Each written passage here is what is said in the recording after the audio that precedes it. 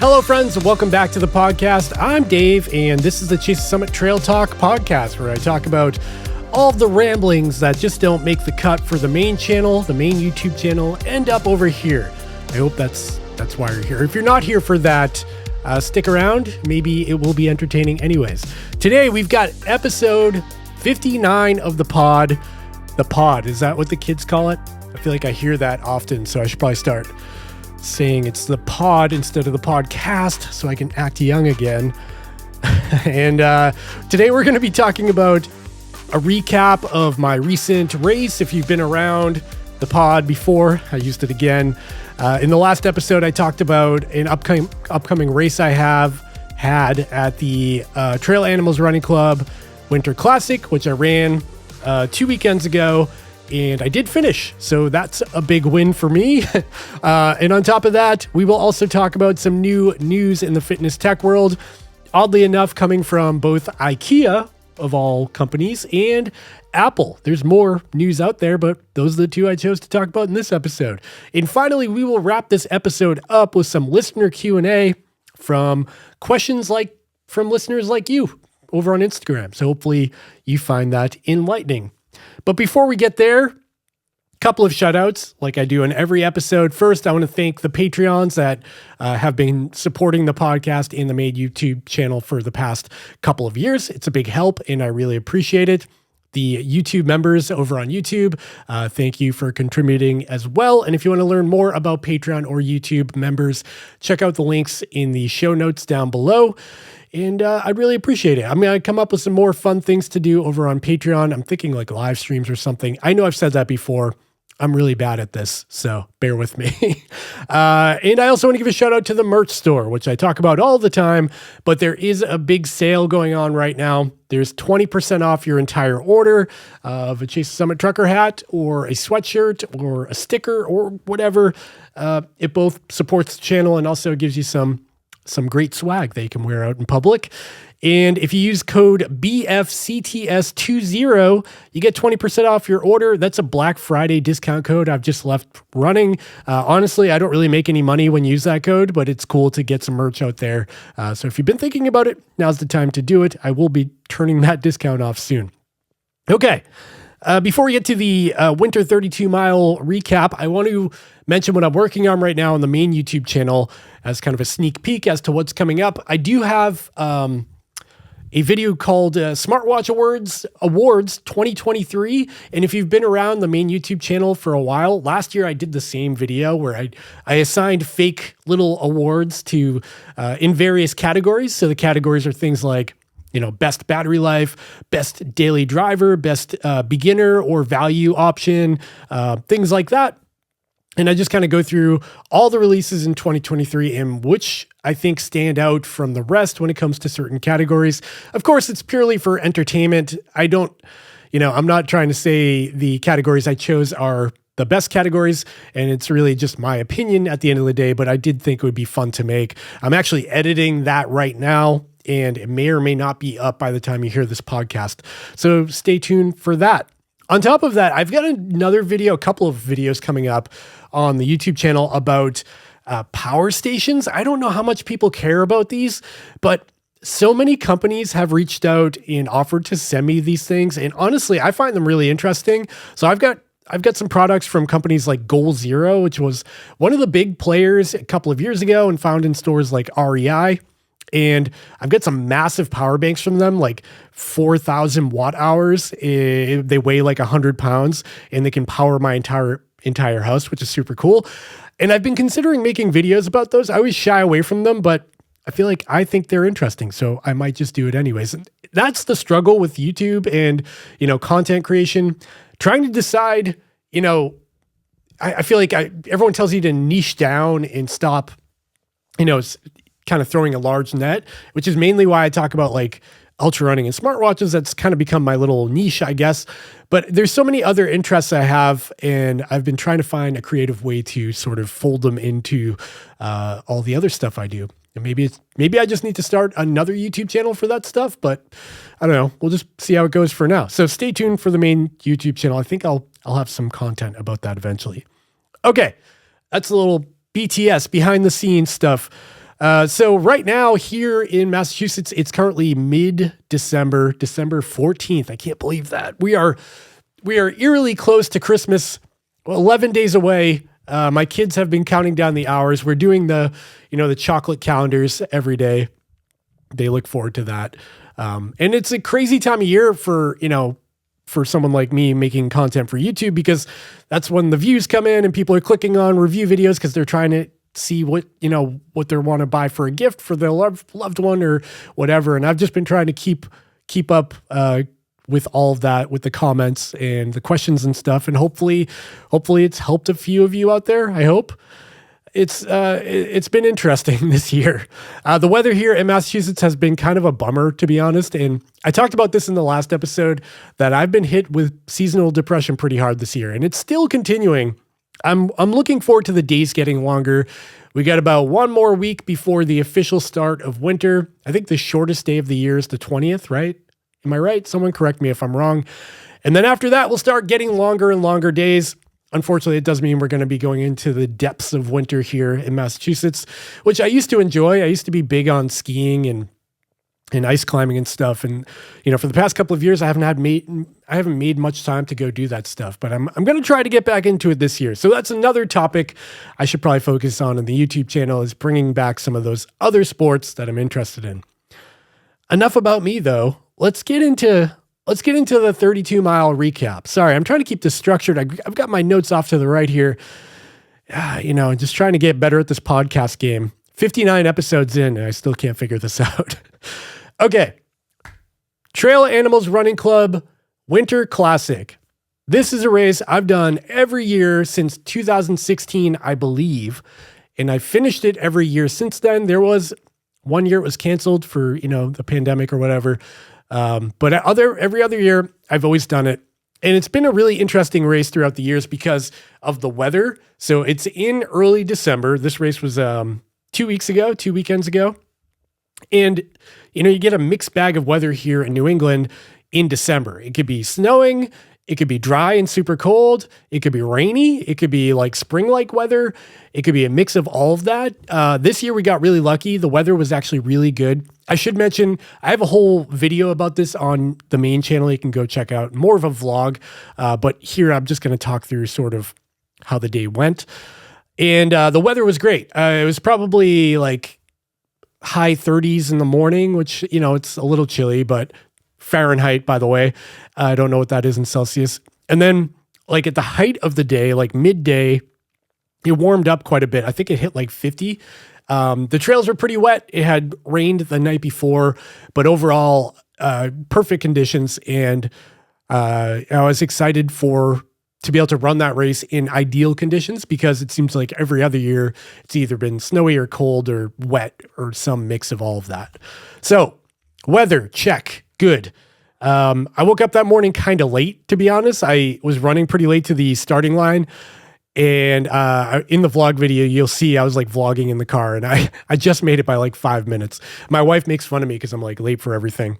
So no exception there. Got to the race, nice, about 5 minutes to spare, put on my bib, and we were off and running. And the unique thing about this race this year is that they changed the format. So in previous years, there were two ultra distances. There was the 40-mile version that you could run, or a 32-mile version. So the reason why those numbers are kind of weird is because the trail that this takes place on is an 8-mile loop. So it's always going to be a dividend or a multiplication of 8.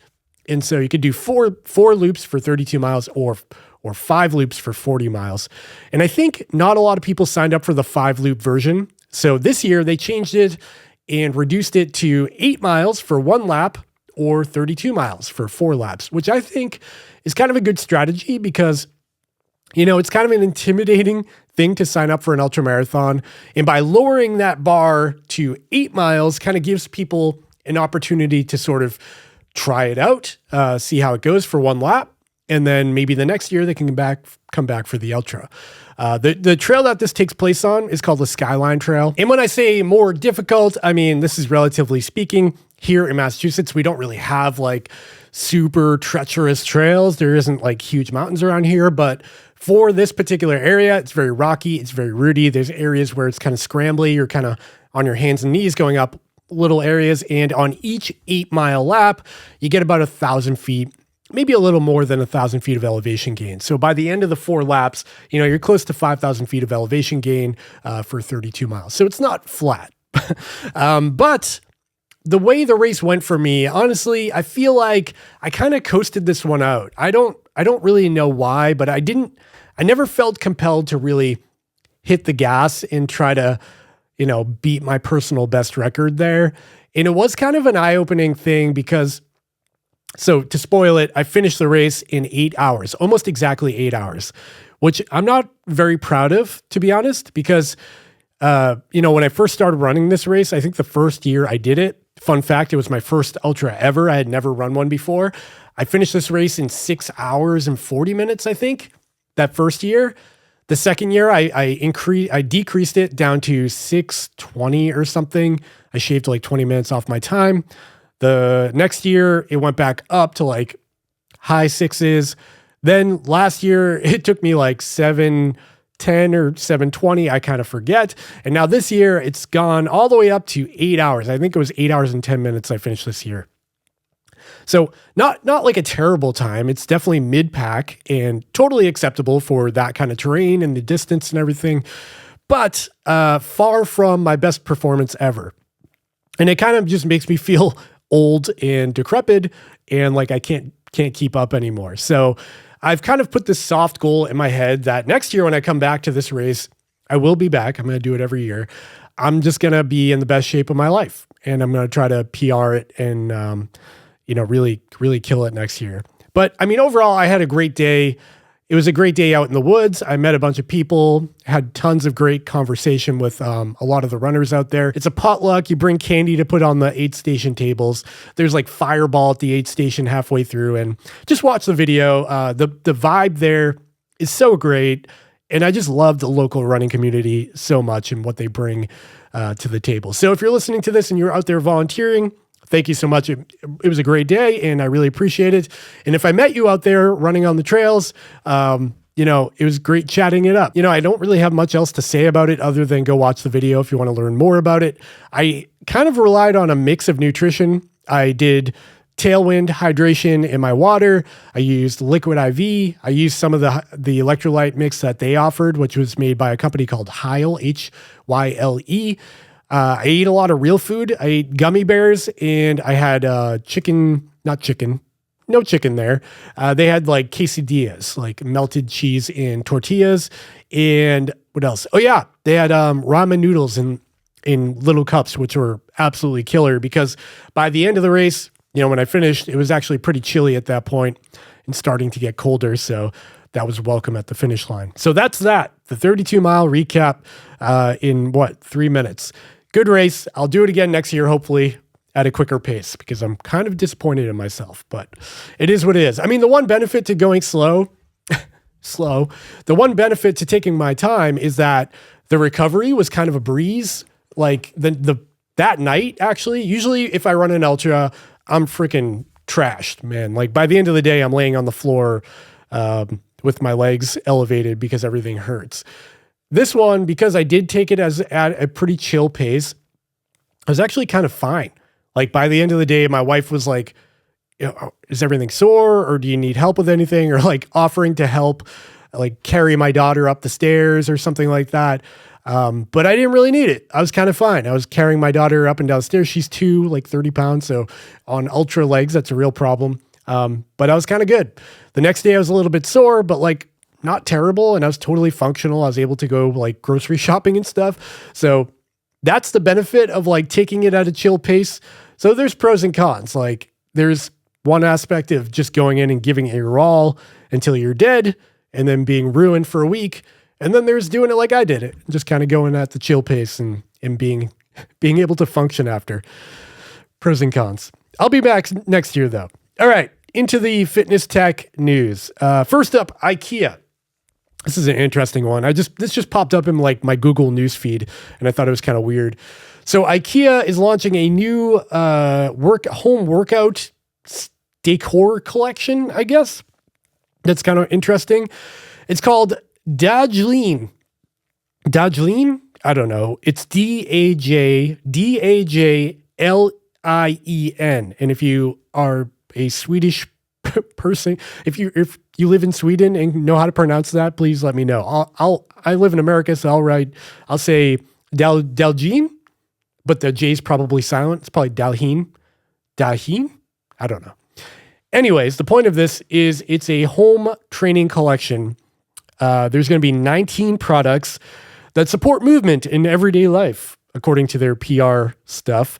And it looks like what they have, like they haven't announced what these new products actually are, but from the look of the images I see on their website, I see like a Bluetooth speaker, some sort of fanny pack, some gym organizers like bins and stuff, sandals look like slides that you can slip your foot into to go to the gym or whatever.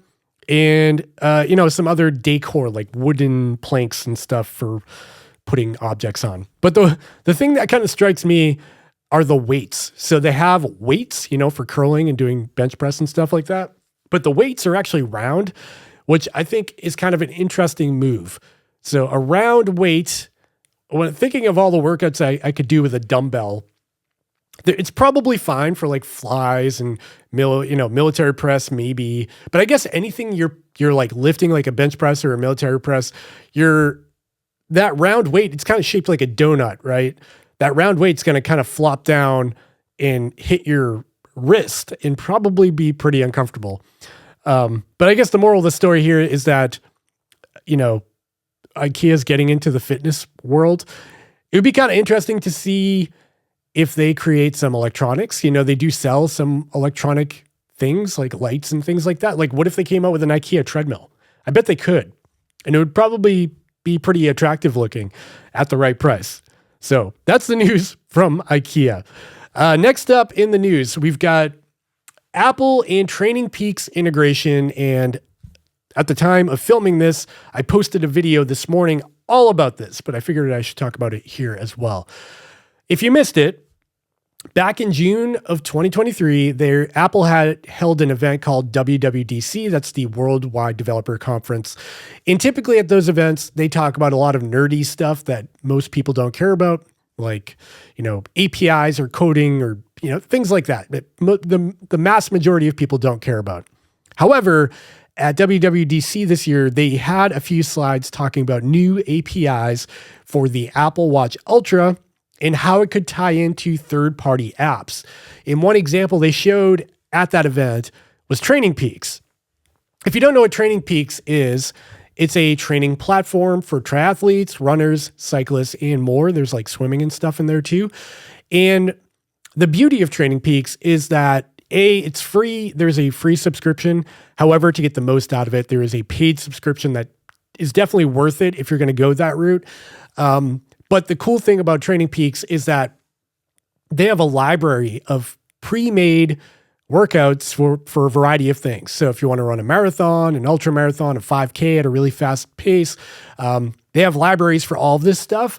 And then you can download that workout plan to your training calendar in Training Peaks, and then it populates in your training calendar. You can go in and adjust things and change your workouts and things like that. And then from there, you can execute those workouts using your phone or even like a Garmin, using Garmin Connect integration or something like that. The big deal here with Apple is that previously Training Peaks did not have they didn't have a native app for your Apple Watch. So you couldn't go to the Apple Watch App Store and download the Training Peaks app to your watch so you could execute your workouts on your watch and sync them back to Training Peaks. They didn't have that. However, now that Apple has these new APIs available within their workout app, it means that Training Peaks can basically leverage those APIs and kind of hook into the native workout app to inject your workouts from Training Peaks directly into the workout app on your watch. And that's the beauty of this. It means that developers who maybe have an app on your phone don't really have to start over again and from the ground up make a whole new app for the Apple Watch. They can leverage the app that already exists there and simply, import the workouts from their proprietary app into the Apple Watch app. I've been able to test it for the past couple of weeks. I've been testing it pretty much every day with a variety of different workouts. And it just works. I mean, after I set it up, all of my workouts from Training Peaks just popped right up on my Apple Watch Ultra. I was able to go out for a run, save the run, and it would instantly go back to Training Peaks. And everything just works really well. Again, I have a whole video about this on YouTube, but it is pretty noteworthy. And I think this is a big deal for both companies, Apple and Training Peaks. First of all, Training Peaks is a pretty huge platform. And it's widely known in, the ultramarathon, marathon, triathlete scene. The main benefit to it is because you can invite your coach to the platform, or they can invite you, either way. And from there, they can actually interact with your training calendar, see all of your activities, and they can even go and comment on them. So, ask how the activity went, and then you can respond and say, hey, this felt a little fast or a little too slow for me. And they can adjust your training plan accordingly based on your feedback, which is super cool. And the Training Peaks platform makes that all very easy. In fact, they actually set me up with ultra running training coach, Jason Koop, who's kind of a famous trainer. And I was not expecting this at all. They kind of sprung it on me during the little Q&A session we had before I installed all the apps and had access to it. Jason Koop would be training me for a couple of weeks. And so Coach Koop created my training plan. He put it on my calendar. He was commenting on my activities, and it was super cool. To be honest, I didn't have a whole ton of experience prior to this with Training Peaks. So it was kind of like my first time using it on a daily basis. I knew what it was. I had an account, but I just didn't really leverage it all that much. So this time around, I got to really use it, and I had a coach, and I really liked it. So I've actually been thinking about ways I can utilize this moving forward. Maybe training for my next ultra or something like that. It also made me realize how cool it is to have a coach. Like, I've never worked with a coach before, and it was game changing to just have another human there to sort of bounce, feedback and get ideas from.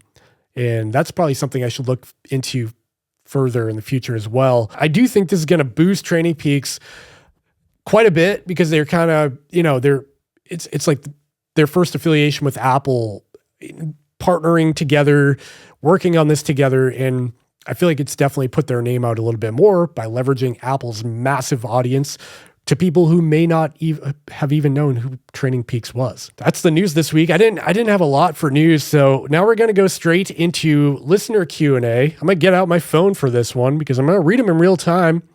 If you don't know what listener Q&A is, I guess the name is pretty self-explanatory.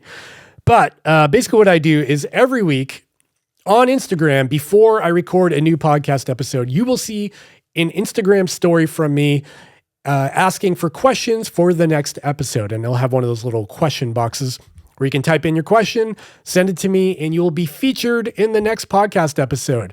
So I've been trying to do this every now and then. It's a lot of fun. And what I do with these is I don't pre-screen or read these ahead of time at all. The responses you get from me right now will be 100% organic. I'm reading them as we go. I haven't gone through these yet. There might be duplicates. I'll probably edit out any nasty ones that are calling me names. That's happened before. And we'll go from there. So if you want to be part of the next episode, head over to Instagram, follow me at Chase the Summit, and wait for one of those, questionnaires to pop up and send me your questions so you can be on the next episode. If you don't want to wait for that, head over to chasethesummit.com, click on the contact button, and just shoot me an email. You can do that as well, or any other, way to contact me. I'm happy to take questions from any avenue. If you know my phone number, text me. I'm not putting it out there, but if you know it, feel free to text me. Okay, let's go with the first question. Hi, Kane, 88. What's in your running bag? Okay, so this one's tricky. Are we talking running bag that goes in my car for when I have time, I'll go for a run? Or are we talking aid station bag? Like at the last race I went to, I had a drop bag that I left at the start finish line. I guess I'll go with the former. That's probably what you mean. In my running bag, I typically have a change of clothes. I'll have both road and trail shoes because I won't know what I'm doing on a given day. I will have probably just a handheld. I like hydration vests, but for the most part, if I'm doing like an 8 to 10 mile run, I'll go with a handheld. That handheld is going to be, I really like the Camelback. I'm going to Podium, I think it is. The Camelback Podium handheld. It's insulated. It's black and white. I think it's called the Podium. I could be wrong. What else do I have? My earbuds, the Beats Fit Pro earbuds have been my go-to for running. Probably a Chase the Summit trucker hat in there in the event I'm not already wearing one. I will have a towel to put on my car seat after I'm done running so I can drive home. Probably a deodorant stick just in case I need to go somewhere after. Some anti-chafe. So for me, I like using Body Glide, so I'll have a bar of that in there as well. And depending on the season, will be either bug spray or sunblock, depending where I'm going. I think that's everything. Sometimes there'll be an action camera in there. Sometimes there'll be like 4 other watches. But for the most part, that's it. That's my running kit. Okay, next question from Luke Taylor 74. Best GPS watch release in 2023. Oh man, I just told you I made a video about like my top watches of 2023. But so just to pick one, best. So I'll go with this and let me explain after. The Suunto Race, I think, is the best release of 2023. However, it is not the best sport watch on the market because I've had issues with its heart rate sensor not being super accurate. The GPS is super accurate, on point. Actually, it wins an award in my upcoming video, so spoiler on that. But the heart rate sensor, not good in my experience. The reason why I think it's the best release is because it puts Suunto back on the map. They have an affordable option with an AMOLED display, good battery life, tons of features, and it's affordable.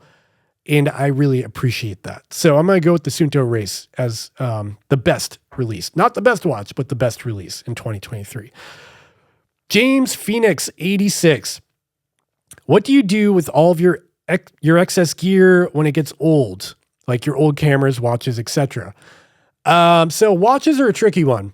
If you look behind me here, if you're watching on YouTube, there's a pile of watch boxes. These are actually all full of watches, but these are loaners.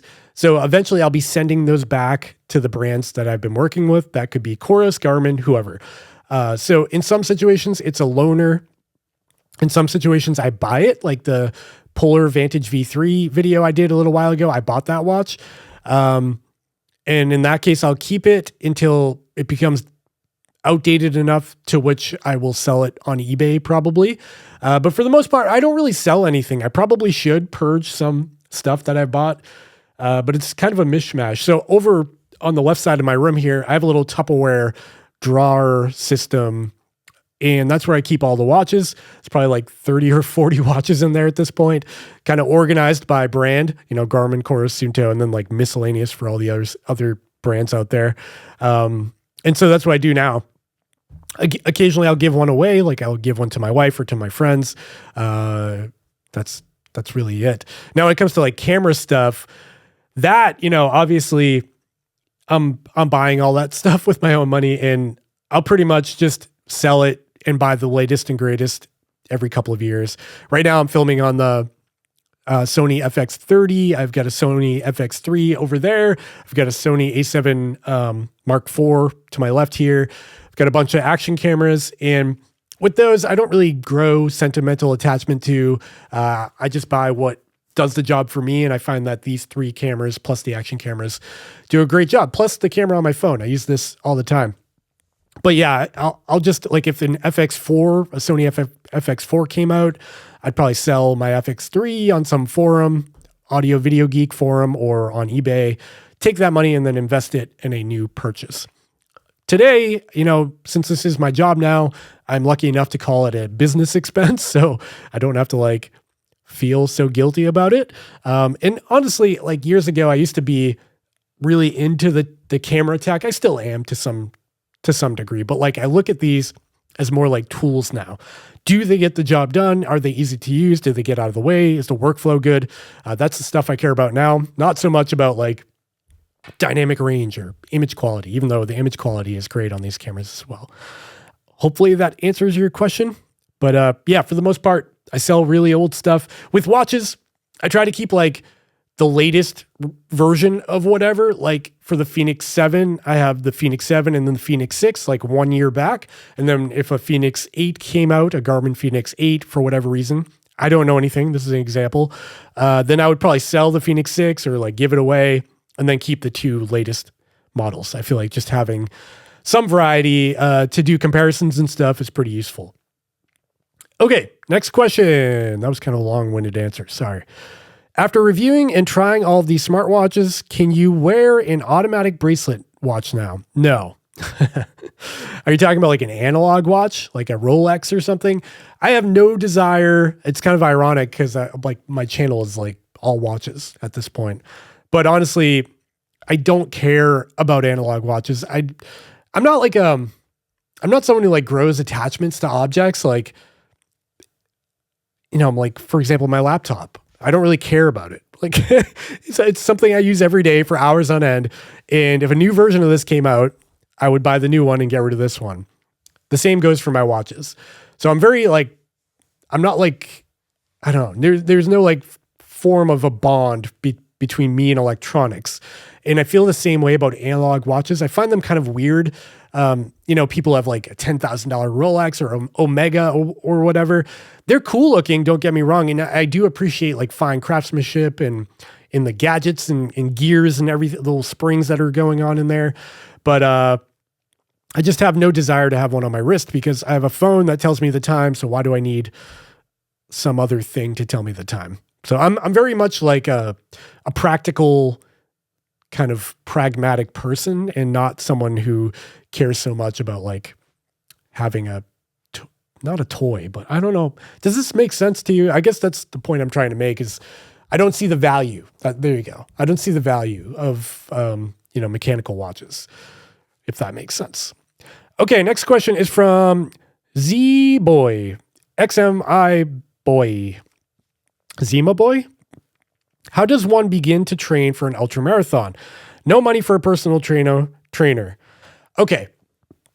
Run. So I've personally never used a personal trainer in my life.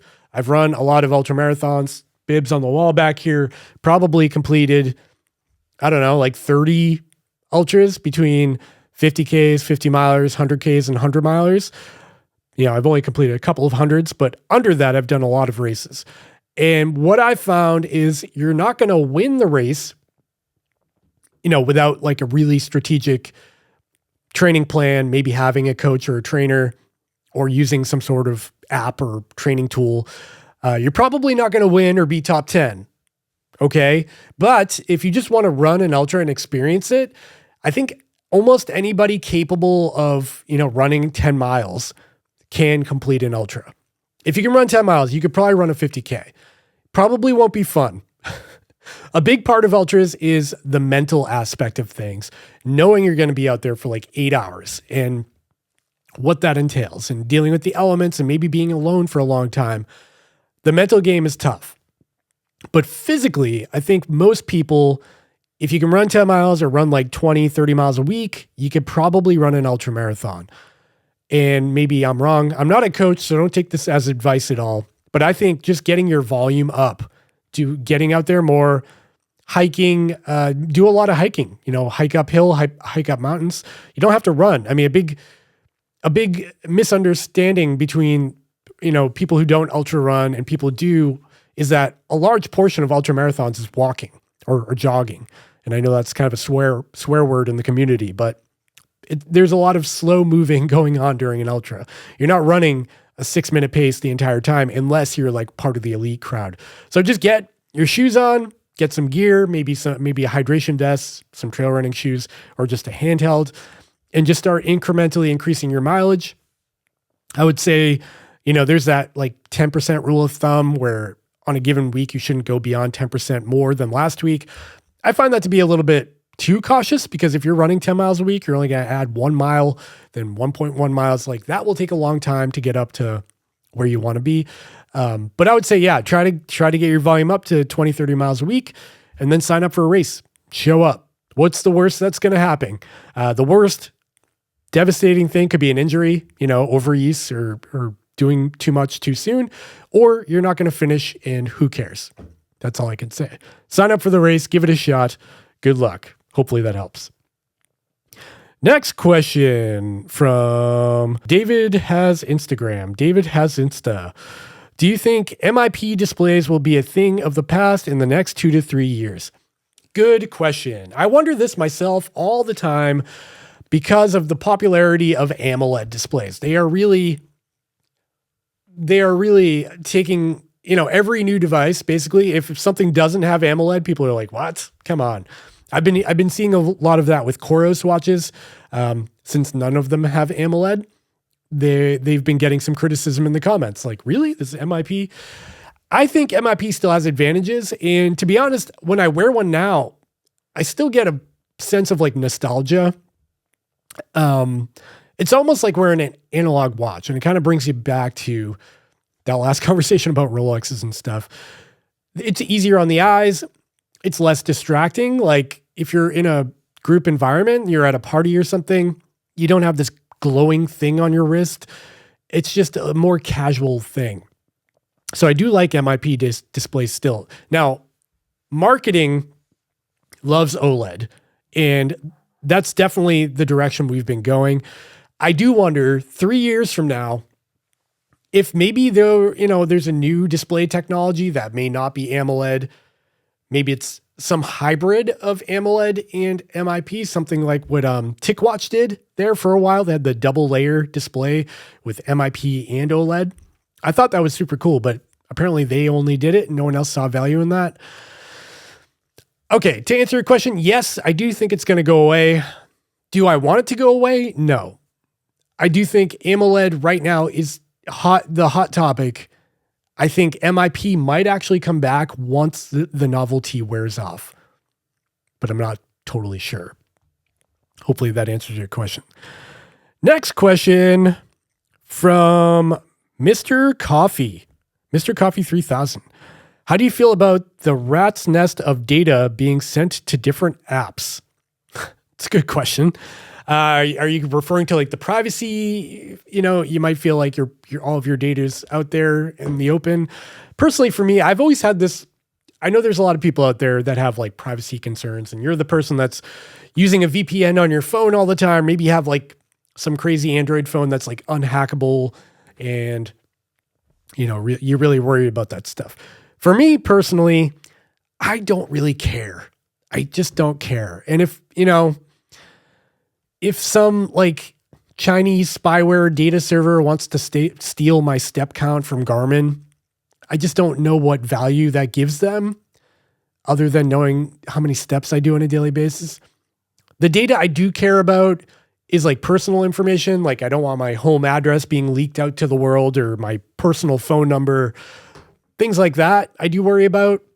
But for the most part, I feel like I'm pretty accepting. And when I get, one of those privacy alerts on my phone saying that this app wants to talk to that app, I usually give it the benefit of the doubt. So for me, I probably should be more cautious. I try to stay on top of it. So I don't click accept on anything. I don't want to make myself sound like that. I just feel like apps need access to certain parts of your phone or your data to accomplish different things. And if you want everything to work together, you have to share your data. So for me, I just don't care that much. Probably makes me sound pretty bad, but it is what it is. Okay, next question is from Vic MQP. Is there a new Garmin Forerunner coming soon? Is there a new Garmin Forerunner 65 coming soon? Great question, because the Garmin Forerunner 55, the current budget entry model for Garmin is $200, and it's been there for what? Over 2 years now? I think so. I think it's been in that spot for over 2 years now, which is a long time. And I think it's due for a refresh very soon. I would guess probably not, obviously not in 2023. We're at the end of the year now. Maybe quarter 2, 2024, like the May, probably like April, May timeframe, I would guess. Because if you look at Garmin's history, like their Forerunner models typically get refreshed during the month of May because there's a holiday, a national holiday, not a national holiday, but a fake holiday called like National Running Day or something. And a lot of their Forerunner releases tend to fall on that day or around that week. So I wonder if that's going to happen again. And if it does, I would expect it to be a new base entry-level model, except with more running specific details, like maybe, running power from the wrist and things like that at that $200 or $229 price point. And I think they need to do that quick because the Coros Pace 3 is currently just killing it in that price range. If you want a running watch under $300, like just get the Pace 3. It's so good. And Garmin's going to have to bring the heat with their next entry level option because the Pace 3 is just, it's a perfect, I wouldn't say perfect. That's kind of being a little too nice, but it's a really good entry level watch. So no, I don't know anything, but I would expect something probably halfway through next year. Moving on to the next question from Torbjorn HB. Shout out to a Patreon member here. His question is, if Apple Watch Ultra had 14 days of battery life, would it be your daily driver or daily beater? Tough question. So battery life is definitely one aspect of the Apple Watch Ultra that holds it back for me. The Ultra has great battery life for an Apple Watch, like 3 days is pretty solid. But, I would like to have like 2 weeks, like you're saying here, 14 days. The other part of the Apple experience that could be better in my eyes is the out-of-the-box experience. When you buy an Apple Watch, you take it out, you put it on your wrist, and you want to keep track of like wellness features, wellness metrics, like your sleep and how much energy you have and, how your training is affecting your HRV, things like that. It doesn't do any of that out of the box. You basically have to go and download apps like Athletic, Elite HRV, Workout Doors is a nice app as well. And without these apps, I feel like the Apple Watch experience doesn't really give you a lot of information about your wellness. It stores the information, like you can go in and find your HRV, your sleep tracking metrics and things like that, but it really doesn't give you any actionable data to change habits or maybe get more sleep on a given night to improve things. It just gives you that raw data.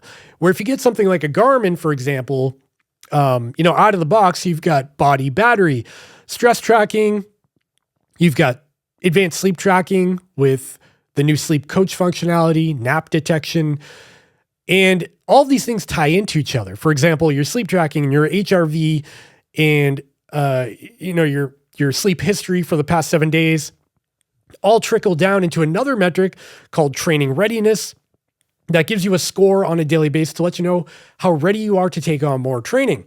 And all of this just works really well. It's not siloed off into like raw data buckets where you can't access things from one app to another. It's all made by Garmin, natively built into the app. And so it's communicating and everything works together and synergistic. Is that the word I'm looking for? So that's what I really appreciate about the Garmin ecosystem and how it all works. And other brands are doing that too. For example, Suunto has body resources, ties into the sleep tracking. You got Polar has pretty advanced sleep tracking with nightly recharge. You've got Coros could improve in this department. I'll be honest, they're pretty simple. But Apple, they have all the developing power in the world. They probably have like 1 million software engineers and they're still lacking in this department. It's probably by design. They probably want it to be what you want it to be. So the consumer gets to choose whether or not they want to play games on their watch or track their sleep. I get that. But for me, I think I include basic wellness features as like core functionality for a smartwatch. And it seems like Apple Watch is kind of behind on that, oddly. So yes, if it had 14 days of battery life, it would definitely become a contender for my everyday smartwatch because I really like them, but they still need to improve in that department, in my opinion, at least. Okay, next question. I keep checking to make sure my thing's recording over here because it just shut off on me. And I actually had to reread these questions because it didn't record it, which is awesome. Next question is from Lee N1C. Would you use an Apple Watch Ultra 2 with the Workout Doors app over a Garmin Forerunner 965? Did you guys plan this? Seems like everybody's asking Apple questions now. So Apple Watch Ultra 2 with Workout Doors is a really good experience. Workout Doors, the app itself, I do own. I purchased it myself. I enjoy it quite a bit. It's got mapping, it's got navigation, it's got way more metrics than the standard workout app. Now, would I replace my 965 with it? Probably not, mainly because the mapping and navigation and course building on a Garmin is just so far superior in just about every way compared to the Apple Watch integration, even with workout doors. Because with a Garmin, you have the maps downloaded to the internal storage of the watch, and they're routable. So you can actually put in a destination miles away and have your watch actually generate a course from thin air with no internet connection on the spot to get you to that destination with turn-by-turn directions, which is kind of a big deal. In Apple Watch and all of the competition out there still aren't doing that. So maybe with a third-party app that can happen on the Apple Watch, but not yet. So to answer your question, probably not. For the type of hiking and running I do. Okay, next question. It's a mere ZHR. Make a video about elevation in different watches. Okay, noted. Not really a question, but thank you for your input. I'll see what I can do. Next question. James Phoenix 86. Will Apple make a ring? And what current rings do you choose? Or what current ring do you like best? Another Apple question. Shocker. Great question, though. So will Apple make a smart ring? I think 100% yes. That's just my opinion. It seems like a no-brainer for them to have a smart ring to compete with like Oura Ring, because you'd be able to access all of your health metrics and get sleep data and menstrual cycle tracking and all of that without having to purchase or wear an Apple Watch. I think for it to work for them, they'd probably have to price it below an Apple Watch, which might be tough for them, because if you look at the competition, like the Oura Ring is like $350 to $450, which is pretty darn expensive. And for this to work, I think they'd have to be under that, and for Apple to be affordable would be pretty tough. But in my mind, I think if they had an Apple Ring that was $350, one would argue, why not just buy an Apple Watch Series 9? Because it's pretty much the same price. But I do think they're going to do it, especially with brands like Samsung out there who just announced their own ring, and all of these other rings that have been flooding the market lately. It seems like a no-brainer. And I would imagine it would happen in like 2024, maybe at the next big Apple fitness event. We might see something. Maybe in September. I don't know anything, but that's just my guess. Mark my words. I'll bring this clip up in that video if it happens. And for the second part of your question, what ring do I like best right now? Funny you ask. I actually have a whole video coming out about smart rings and comparing them to the Whoop Band, because they kind of do the same thing. And in that video, I feature the Ringconn, the Ultrahuman Ring Air, the Oura Ring, and the Whoop Band. I won't spoil the video. You can watch that. It's coming soon. Stay tuned to the main channel. To answer your question on what I like best, I would probably say I like the Oura Ring Horizon. I've actually got it on my finger right now, but it does have some drawbacks. First of all, it is easily the most expensive of the group, the Oura Ring Horizon. This one is the stealth gray color, which is actually more money. I think it was like $450. And on top of that, you have to pay a monthly subscription of $6, and that adds up over time. Now, if you compare that to Ultrahuman Ring, the Ringconn, and even Circular Ring, none of those have subscriptions, where Oura Ring does. Ultrahuman Ring is a close second place for me. They did a really good job with them, especially with their new Ring Air that's super low profile. I like that one quite a bit. It's cheaper and also has no subscription. But I guess if price was not an option or not a consideration, I'd probably go with the Oura Ring, just because it seems to be the easiest to deal with on a day-to-day basis. Yeah, and because of that, I'll have a link in the description down below if you want to buy one. That'll help support the channel. Quick plug.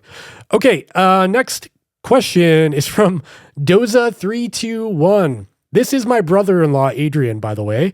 He says, can't think of anything, but please mention me anyway. So here's me mentioning my brother-in-law, Adrian. First, let's give a shout out to Adrian, because he is the one that drove me to all of my 100-milers.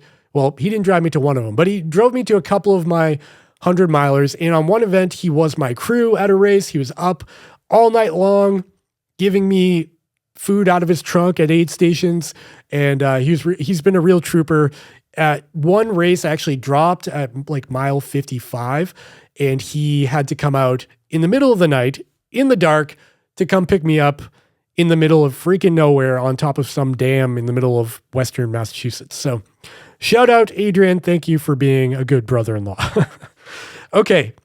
Final question is from Vandrew. I'll call it Vandrew because it looks like Andrew, but with a V. He says, tips for a new runner who is out of shape that is experiencing pain in the calf and knees. Okay, let's go. First, let me premise this by saying I'm not a medical professional or a running coach. Do not take my advice as any form of, thing. Does that make sense? Basically, I'm not qualified to give you any advice. But what I can say is typically when I have knee or foot pain or calf pain, anything going on down there, it can relate to your shoes. If you've got an old pair of shoes that you're trying to prolong the life of, they may have a flat midsole. And sometimes even from the outside, they may look fine, but the rubber, the compound they use for the midsole has lost all of its pizzazz and no longer gives you the cushion you need. In that event, you can end up with knee pain, hip pain, calf pain, all kinds of pain. So I guess my first suggestion would be to go to a local running store, find a store that will do a gait analysis. And what that is you will run on a treadmill. They use some fancy cameras to zoom in on your feet and how your feet are hitting the ground. And they can actually tell you if you're pronating, if you're underpronating, if your feet are twisting or doing anything funky for a heel strike or a forefoot striker. And then suggest shoes based on the feedback of that analysis. Now, the gait analysis isn't 100% foolproof. Like I've done it before and it didn't work really well for me, but I've heard from other people that they've had great success with that. So I would suggest doing that first. I would also wonder, what kind of training you're doing. Are you going like from literally doing nothing to trying to run 30 miles a week? In that case, you're doing too much too soon. You're going to be sore. Pump the brakes. I would suggest instead of going out for daily runs, maybe try walking, hiking. Hiking is a great way to get your cardio up there, but you're not getting all of the impact of running. So you can go to like a local, trailhead and go up to a waterfall or mountain or something, get some views, chill pace, enjoy yourself, but also get a really good workout at the same time. And I found personally through hiking to find my trail running legs. That's where it all came from. So I might suggest trying that as well. But again, I'm not a coach or a doctor. This is just my opinion. Okay. And that was the final question of this podcast. That's kind of the end of the podcast as well. We've been on the air for like an hour. I didn't think this episode would run this long, but here we are. I hope you enjoyed this episode. If you did, and you've been enjoying the podcast, I would really appreciate it if you went over to the YouTube channel, if you're not there already, to the Trail Talk Podcast YouTube channel, hit the subscribe button over there. I'm trying to get that channel over 1,000 subscribers and it's slowly growing. I would really appreciate it. Make sure to comment on the YouTube video down below. Let me know what questions you have for the next podcast episode. I'll try to incorporate them into the Q&A section. Like I said, follow me over on Instagram so you can ask questions for the Q&A section as well. If you're listening to this on Apple Podcasts or Spotify, it would really make a difference to me if you went down and gave me a 5-star rating. And on Spotify specifically, you can actually leave a comment, or Apple Podcasts, you can leave a comment telling me what you like about the podcast. I'd really appreciate if you did that as well. The more 5-star reviews and comments we get, the more the analytics, or the more the algorithm likes what I'm doing here, and hopefully that will help the podcast grow. Like I said, merch store has a sale right now, Black Friday, probably for the next couple of weeks. BFCTS20 at checkout for 20% off your order. I think that's all I've got. Yeah, I hope you enjoyed it. It's been a fun episode, and I'll see you next time. Bye, friends.